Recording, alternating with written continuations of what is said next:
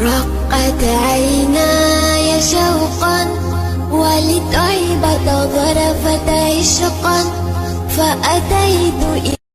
بیٹوں کی پیدائش پہ جس طرح ہم خوشی مناتے ہیں تو بیٹیوں کی پیدائش پہ بھی یوں ہی خوش ہونا. بیٹیاں اللہ کی بہت بڑی نعمت ہیں اور بڑے خوش قسمت لوگ ہیں وہ کہ جنہیں اللہ بیٹیوں کی نعمت سے نوازتے ہیں.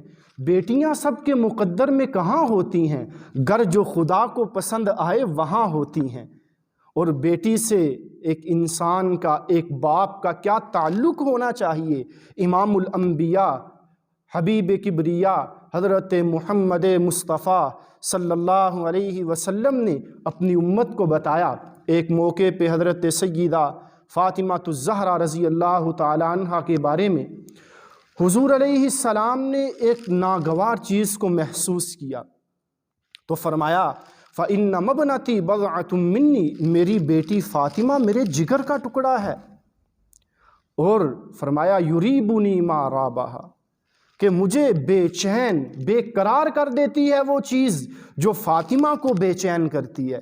وَيُؤْذِینِی مَا آذَاهَا، اور جو چیز فاطمہ کے لیے تکلیف دہ ہے مجھ محمد کے لیے بھی وہ چیز تکلیف دہ ہے.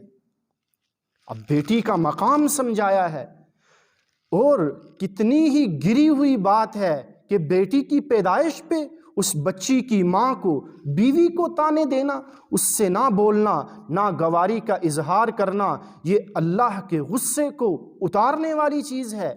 یہ تو اللہ کے ہاتھ میں، اس عورت کے ہاتھ میں، بیچاری کے ہاتھ میں کب ہے کچھ.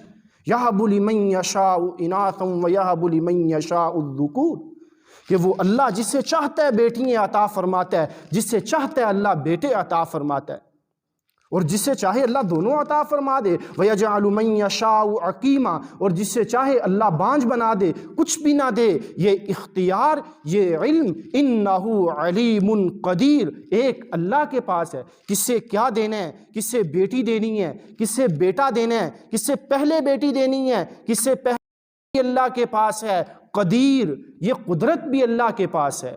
تو اس لیے بیٹیوں کی پیدائش پہ خوشی منانا، خوشی کا اظہار چہرے سے بندے کے نظر آنا چاہیے. اور امام الانبیاء حضرت محمد مصطفیٰ صلی اللہ علیہ وسلم، آپ کی نسل اللہ نے بیٹیوں سے چلائی، بیٹے بھی عطا فرمائے لیکن نسل بیٹیوں سے چلائی. کیا خوب کہا ہے کسی نے کہ مہکتا رہتا ہے دل کا جہان بیٹی سے، زمانے بھر میں بڑھتی ہے شان بیٹی سے. ضروری یہ نہیں کہ بیٹوں سے نام روشن ہو، میرے نبی کا چلا خاندان بیٹی سے.